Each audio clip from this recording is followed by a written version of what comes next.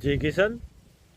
તો ખેડૂત મિત્રો સામે જુઓ, અલગ અલગ કલરમાં ગૌમૂત્ર આપણે સ્ટોરેજ કરેલું છે અને કુદરતી નેચર કલર એમાં નાખવાના છે અને આનો ઉપયોગ બહુ જોરદાર છે કે જ્યારે એલાળું હોય અથવા તો સૂર્યપ્રકાશની ગેરહાજરી હોય ત્યારે આપણા જે પાક છે તેને સૂર્યપ્રકાશ ન મળતો હોય અને આપણે સ્પ્રે કરતા હોય ત્યારે આ પ્રોસેસ કરેલું ગૌમૂત્ર પંપમાં 50 ml નાખવાથી બધા જ તત્વોની પૂર્તિ કરી દેતું હોય। તો ખેડૂત મિત્રો માટે બહુ જ ઉપયોગી એવું આ ગૌમૂત્ર છે અને આપણે ક્યારે કરવાનું છે તો અત્યારે આપણે ચૈત્ર મહિનામાં આપણા દનિયા ચાલુ થાય અને તડકો પણ પુષ્કળ હોય અથવા જ્યારે સૂર્યપ્રકાશ વધારે હોય ત્યારે સૂર્યપ્રકાશને આમાં સંગ્રહિત કરવાનો છે ગૌમૂત્રની અંદર। ખાલી પંપમાં 50 ml નાખવાથી અદ્ભુત રિઝલ્ટ મળેલ છે અને કલર નેચર કલર તમે લઈ શકો, લીલી વનસ્પતિના કલર આમાં ઉમેરી શકો, ફ્રૂટ ઉમેરી શકો, એમાં પણ અલગ કલર હોય છે,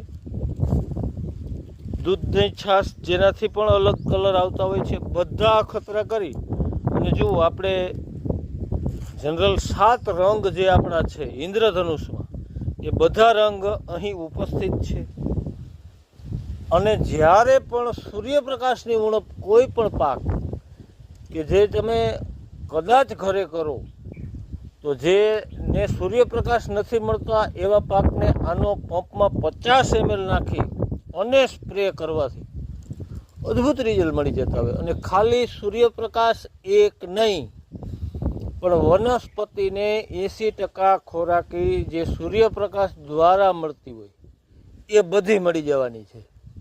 તો ખેડૂત મિત્રો બિલકુલ સસ્તામાં એક્સ્ટ્રા ખર્ચો કર્યા વગર 15 દિવસથી 30 દિવસની પ્રોસેસ કરવાની છે। શું કરવાનું? બસ ગૌમૂત્ર આ રીતે ભરી નેચર કલર અંદર નાખી અને 15 થી 20 થી 30 દિવસ રાખો તો એનો નેચર કલર જુઓ કેવો આવી ગયો। એક બોટલમાં જુઓ અલગ અલગ કલર આવ્યા છે।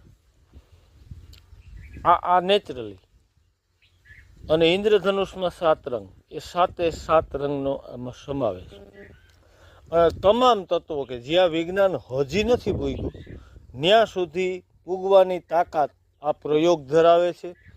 તમારે તમારી વાડી ઉપર પણ કરવાનો છે, ઝાઝા ખેડૂત લગી શેર કરવા।